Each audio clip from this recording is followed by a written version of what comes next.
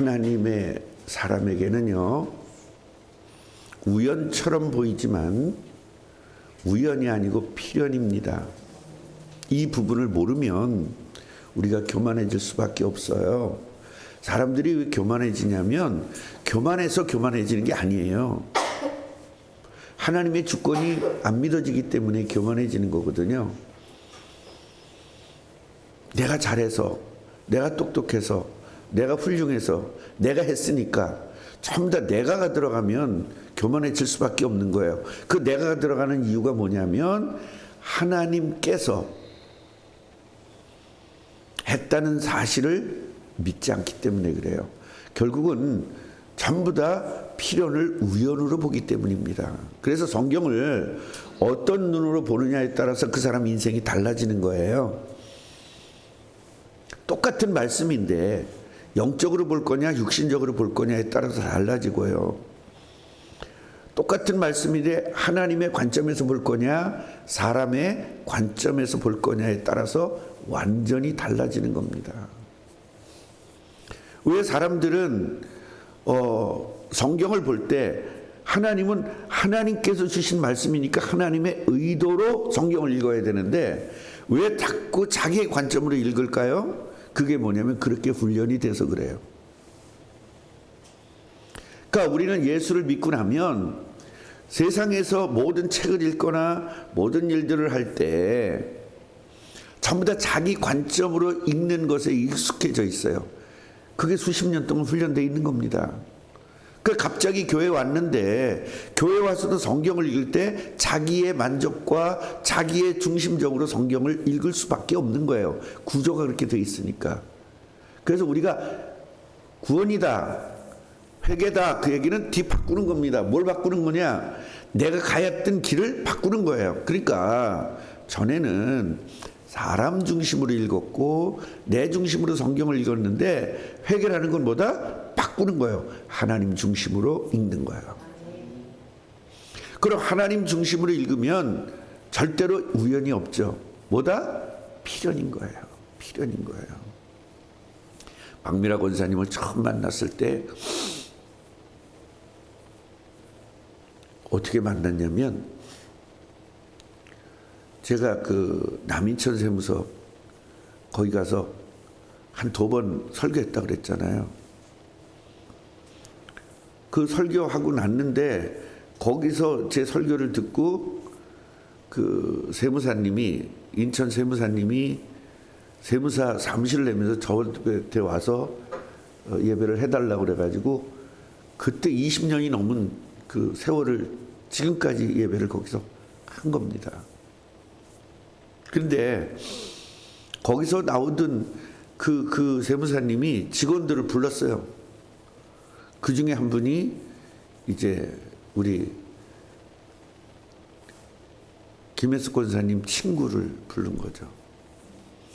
그러니까 그 양반이 어디로 갔느냐면 안산으로 간 거예요. 안산으로 발령이 돼서 간 거예요. 그 안산에서 우리 권사님을 만난, 그죠? 안산에서 만났죠.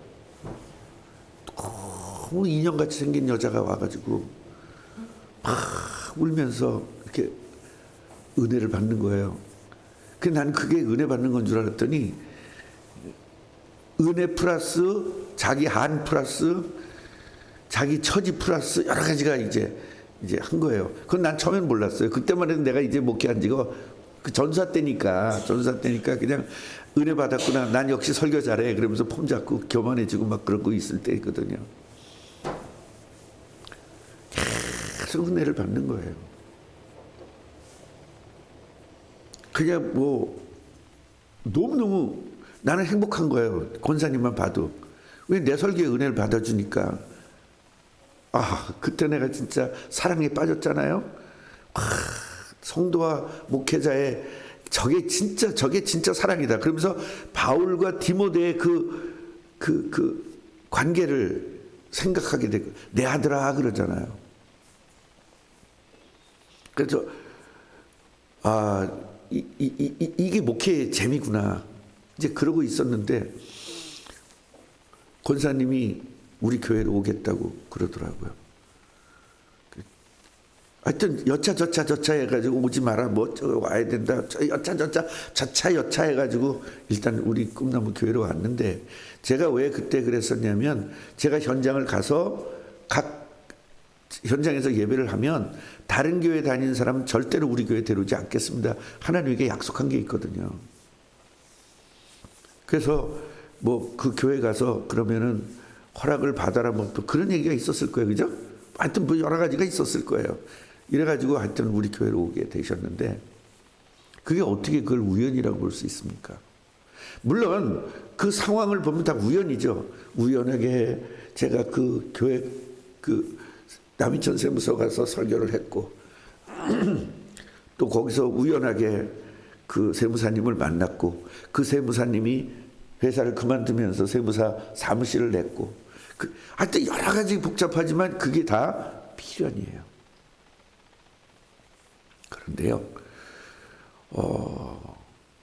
하나님과 사무엘이 약속한 게 뭐냐면, 백성들이 왕을 달라고 하니까 그럼 왕을 허락해라, 그렇게 이야기가 된 겁니다. 자, 그런데 하나님은요, 왕을 시켜라, 왕을 줘라 하면서 하나님은 한쪽에서 왕을 준비하고 계셨다는 겁니다.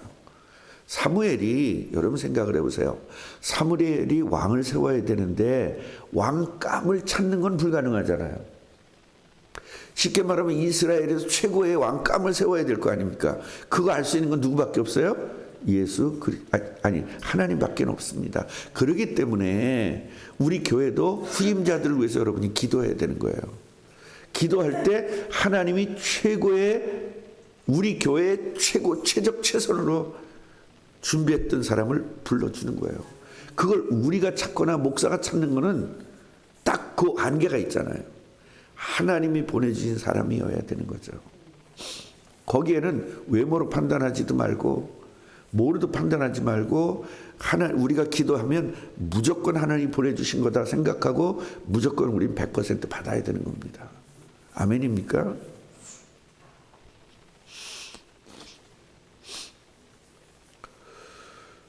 문헌에 의하면 바울이 그렇게 못생겼대요. 제가 그 말을 듣고 지금 힘을 낸 거거든요. 내가 거울을 가만히 봐도 정말 이렇게 못생겼을 수는 없어, 진짜로. 예. 그런데 거울을 보면서 얘기를 합니다. 하나님, 저는 얼굴이 못생긴 건 고칠 수가 없잖아요. 그러니까 영혼이 이쁘도록 하나님 만들어주세요. 그건 가능하잖아요. 얼굴 이거를 지금 하나님 와서 수술해가지고 저 전성주같이 이렇게 만들 수는 없잖아요. 그렇지만 하나님, 저의 영혼은 세상에서 제일 예쁘게 만드실 수 있으니 제 영혼을 세상에서 제일 예쁘게 만들어주세요. 그렇게 기도했고 계속 기도했고, 그러니까 저는 제 영혼이 세상에서 제일 아름다운 영혼이라고 저는 생각하고 있습니다. 믿거나 말거나 사실이거나 아니거나 난 그렇게 믿고 있어요. 영혼이 이쁜 게 뭘까요? 죄를 짓자마자 바로 회개하는 겁니다. 그 영혼이 이쁜 거거든요. 예수님을 주인 삼은 게 영혼이 이쁜 거예요. 그러니까 영혼이 이쁘니까 얼굴이 늘 웃는 얼굴이에요. 늘 웃는 얼굴이니까 사람들이 저를 좋아하게 되는 거예요. 우리 꿈나무 교회만 빼놓고. 하여튼 나가면 저는 인기 대장이에요. 옛날에 우리 아버지가 그랬는데, 우리 어머니가 한 말이 있어. 여보, 당신은 저렇게 밖에 나가면서 이렇게 인기가 좋은데 집에서도 인기가 좋았으면 좋겠어요. 생전 돈을 안 갖다 줬으니까 우리 어머니한테. 예, 날 허군날날 때리고.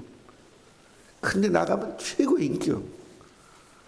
내가 우리 집안에서는 인기가 없지만 나가서는 되게 인기가 좋은 거 아시잖아요. 그래서 이제 하나님은 어떻게 해야 되겠다?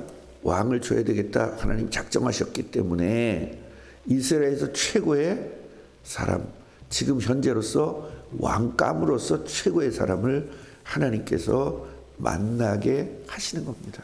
자, 이것도 우연같이 보여요. 자, 여기서 보면 기스라는 사람이 있습니다. 이 이야기가 역대상에도 나오는 이야기인데요.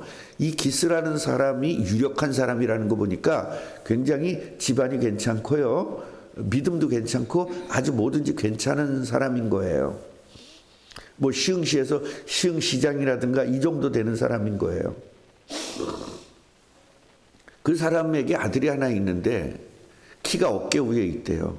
쉽게 말하면 김진혁 청년과 박미라 권사님 키 정도의 수준. 네. 목이 하나 더 있는 거예요. 그러니까 굉장히 장대하고 대단하죠. 지금은요, 지혜가 있어야 왕감이지만 그 당시에는 힘이 있어야 왕감입니다. 힘과 지혜가 있어야 돼요. 왜냐? 전쟁해야 되고 직접 나가서 앞에서 싸워야 되기 때문에. 그런데 이 기스 집안에서 세상에 암나기를 잊어먹은 거예요. 그래가지고 아들한테 야, 너 가서 좀 찾아라. 이래가지고 사원을 데리고, 쉽게 말하면 지금으로 얘기하면 비서죠.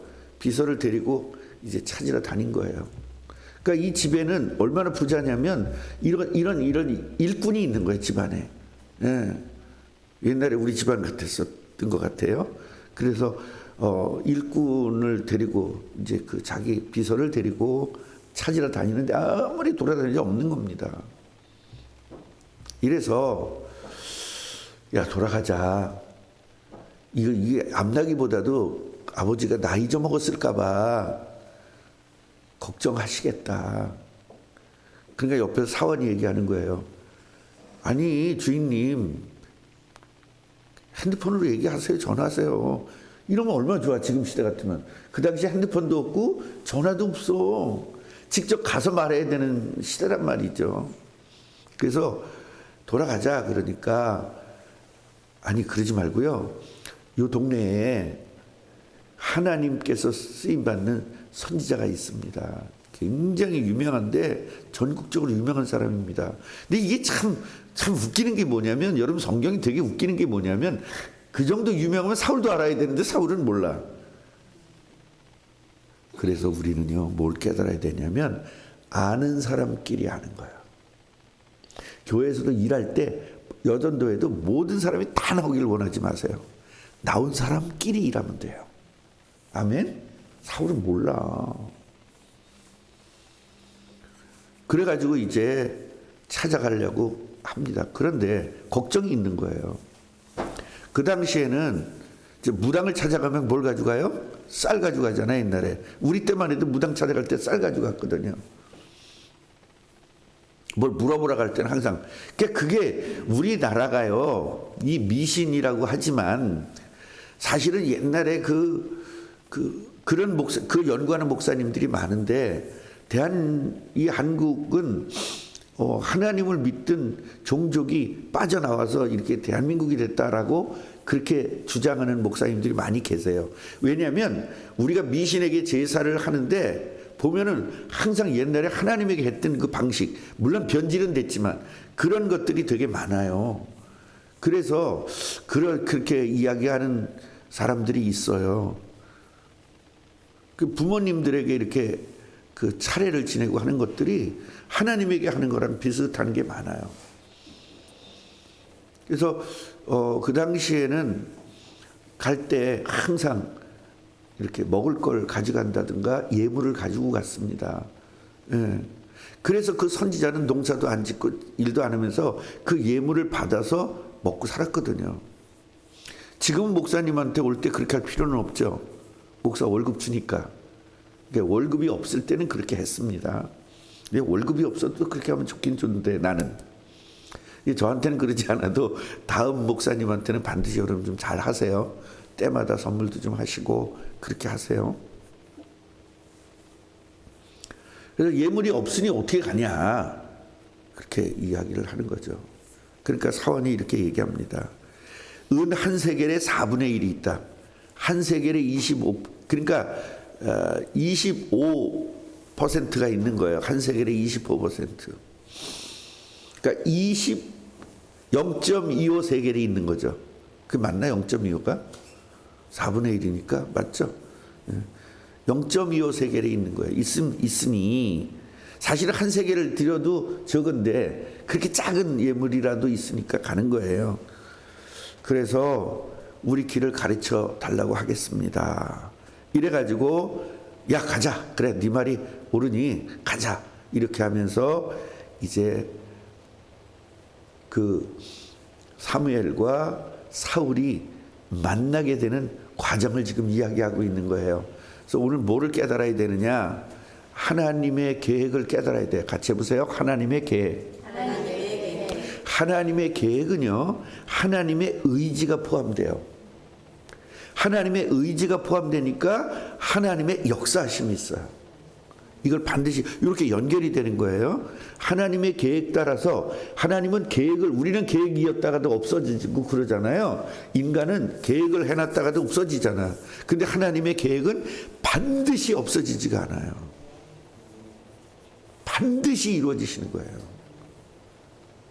이걸 아셔야 되고요. 그래서 하나님의 계획이 뭐예요? 이스라엘 백성들이 왕을 달라고 하니까 왕을 줄 계획을 가지고 계시고, 그 계획대로 어떻게 하시죠? 구체화시키셔요. 그래서 이 기스라는, 이 기스네 집에 이 당나귀를 잃어버리게 만드는 거죠. 그래서 이 나귀를 잃어버리게 만들어서, 또 굳이 아들도 많은데 사울에게 또 찾아오라고 또 하고, 또 사울이 가다가 못 찾기도 하고, 또 찾다 어떻게 사무엘이 있는 동네까지 가고, 거기서 또 사무엘을 만나고, 이런 것들이 우연 같지만 필연이단 말이에요. 그럼 여러분들의 삶이 모든 것들이 우연이 아니라 뭐다? 필연이다. 다만 내 생각대로 뭔가를 하지 마라. 내 의지대로. 그러니까 여러분들이 내 생각대로 하지 말라니까 바보가 되란 말이 아니에요. 내가 항상 내 삶은 뭐다? 하나님의 뜻을 이루는 삶이라는 걸 0.1초도 잊어먹지 말라는 거예요. 그 잊어먹지 않는 것이 바로 무식이거든요. 그래서 잊어먹지 않고, 그러면 어떻게 해야만 될까? 그 생각은 하나님이 주시는 거예요. 그렇기 때문에 기도하시면서 정말로 인생에 하나님의 인도를 받으면서 사는, 그리고 하나님의 역사를 보면서 사는 축복이 있기를 바랍니다. 오늘은 김진혁 청년을 위해서 기도해 주기도 하지만, 오늘은 특별히 우리 예쁜 공주를 위해서 기도해 주세요. 우리 예쁜 공주가 새벽기도를 나왔어요. 기분 어때 지금? 졸려? 졸렸기만 해. 기분 좋아.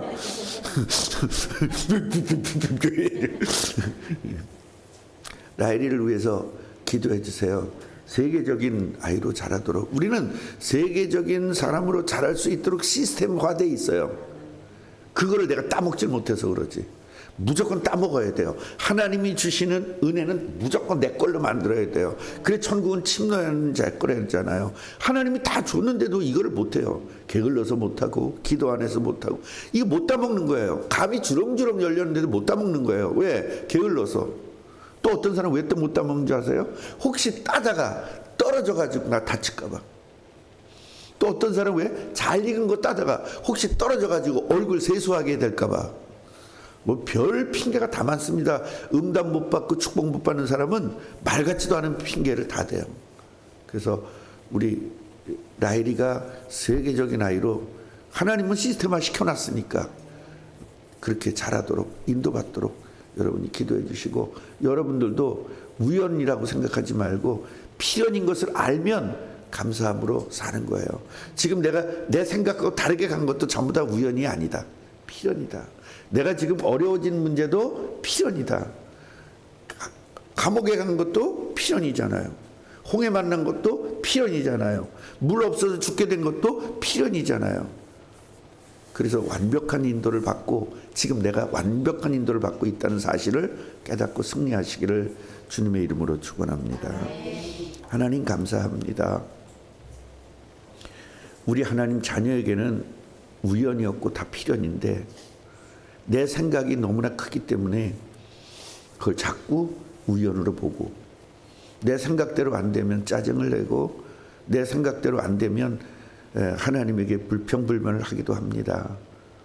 모든 잘못된 일, 힘든 일, 괴로운 일들도 전부 다 필연이고 그런 일들을 통해서 하나님의 역사를 볼 수 있고 힘든 일을 통해서 하나님이 인도하는 것을 확인할 수 있는 기회이기 오니 우리가 하나님의 주권을 완전히 믿는 축복을 누리게 해 주옵소서. 예수 그리스도 이름으로 기도합니다.